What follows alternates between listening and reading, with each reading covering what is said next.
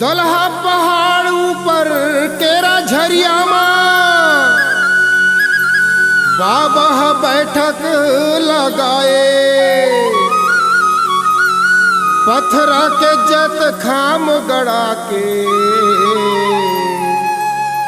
सत के मरम बताए। बोलिए परम पूज्य गुरु घासीदास बाबा की।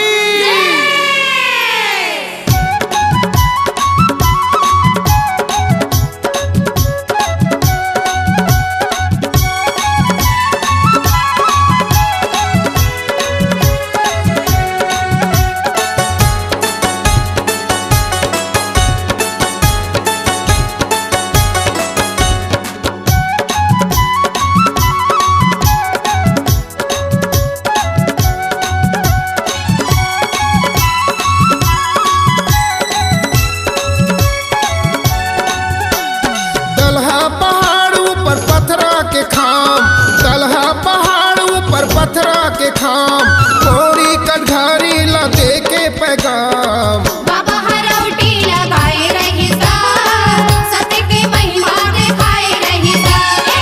बाबा हरौटी लगाए रही सा, सतनाम की महिमा दिखाए रही सा।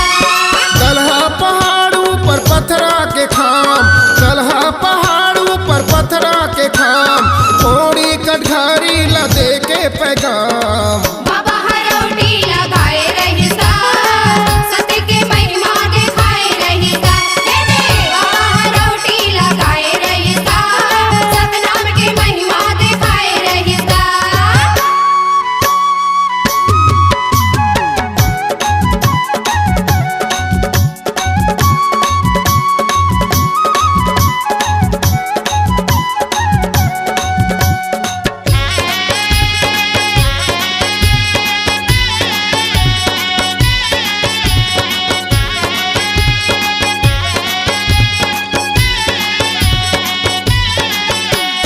दो दिन के जिंदगी झनकर हो गुमान, धन दुगानी नहीं आवे कोई काम।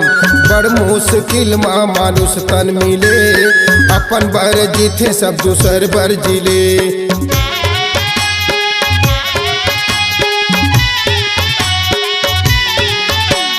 दो दिन के जिंदगी झनकर हो गुमान, धन दुगानी नहीं आवे कोई काम। बड़ मुश्किल माँ मानुष तन मिले, अपन बर जीते सब दूसर बर जिले। परम तपस्वी संत शिरोमणि गुरु घासीदास बाबा अपन प्रिय शिष्य संत रतिदास ला संग में लेके दलहा पहाड़ के तीर तखार के जमो नर नारी मल्ला रौटी लगा के का समझावत है और का संदेश सुनावत है।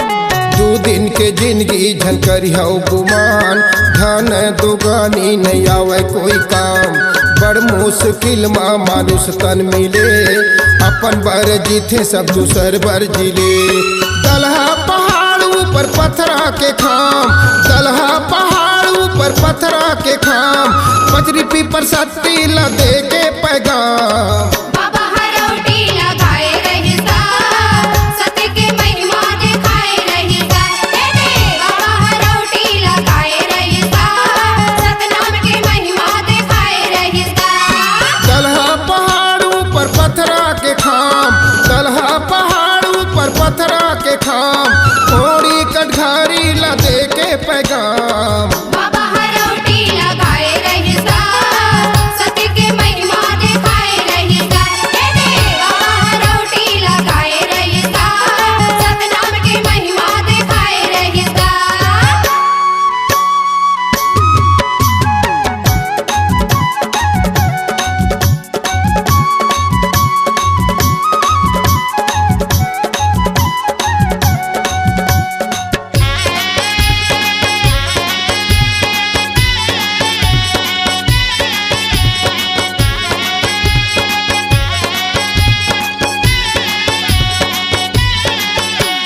पत्थरा के देवता हलै ना डोले, कतको गोहरा दुख कछु नहीं सुने।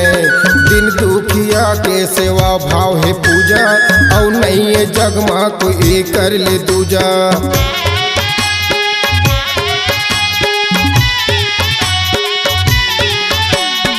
पथरा के देवता हलय ना डोले, कतको गोहरा दुख कछु नहीं सुने।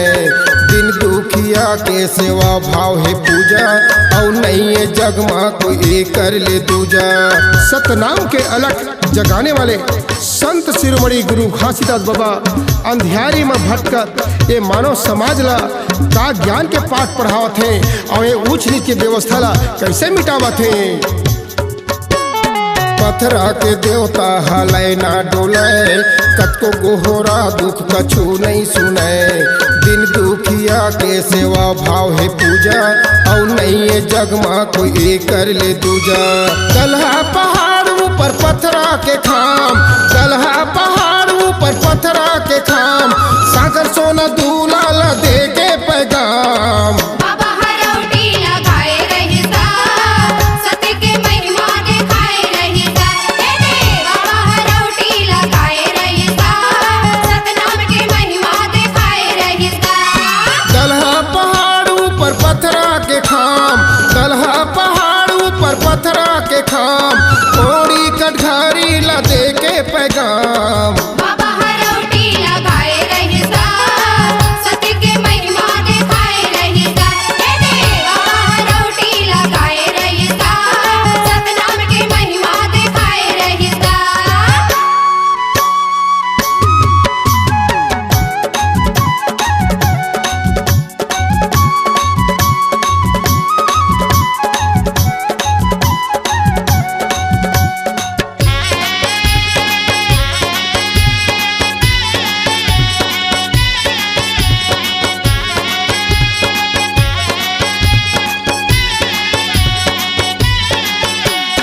मन खे अमन के कस रहना सिखाओ, भेदभाव मानव झन कहूँ ला हिनाओ। छोटे बड़े ऊंच नीच के भरम ला तोड़ाओ, अंधविश्वास रूढ़िवादी ला छोड़ाओ।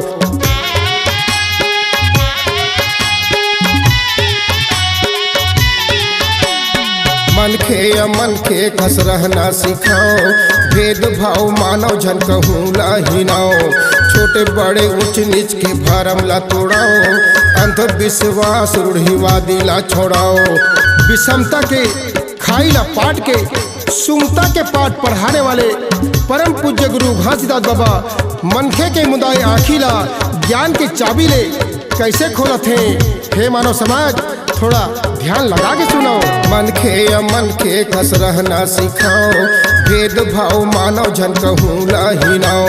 छोटे बड़े ऊंच नीच के भरम ला तोड़ाओ, अंधविश्वास रूढ़िवादी ला छोड़ाओ। दलहा पहाड़ ऊपर पथरा के खाम, दलहा पहाड़ ऊपर पथरा के खाम, मधुआ अकल तारी ला दे के पैगाम। बाबा हरौटी लगाए रहिसा, सत्य के महिमा दिखाए रहिसा। बाबा हरौटी लगाए रहिसा, सतनाम के महिमा दिखाए रहिसा। दलहा पहाड़ ऊपर पथरा के खाम, दलहा पहाड़ ऊपर पथरा के खाम, ओड़ी कटघारी ला दे के पैगाम। बाबा हरौटी लगाए रहिसा, सत्य के महिमा दिखाए रहिसा। बाबा हरौटी लगाए रहिसा, सतनाम के महिमा दिखाए रहिसा।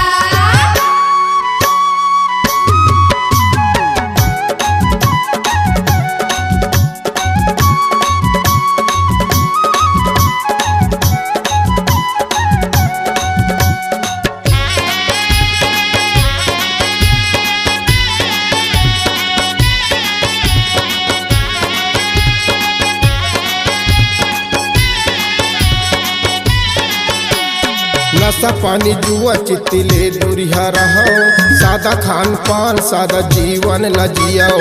सतनाम है सार जग में सतबानी बोलाओ, जिंदगी संवर जाही गुरु भजन कराओ।